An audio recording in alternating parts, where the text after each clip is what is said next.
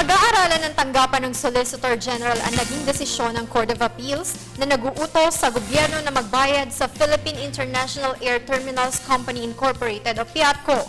Ayon kay Deputy Presidential Spokesperson Abigail Valte, kasama sa gagawing hakbang ng Solicitor General ang ikumpara ang computation ng CA sa kanilang tanggapan.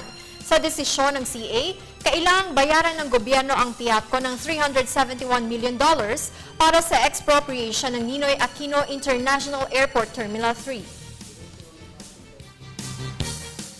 The Solgen is yet to receive the decision of the Court of Appeals. If you remember, in this particular case, yung just compensation na lang talaga yung iniintay natin. So, we need to check with the Solgen, or the Solgen needs the decision to check whether the figure is close to what our computation is.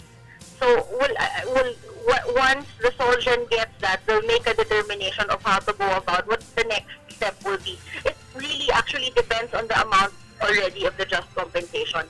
Apart from other interests that may be attached and discussed in the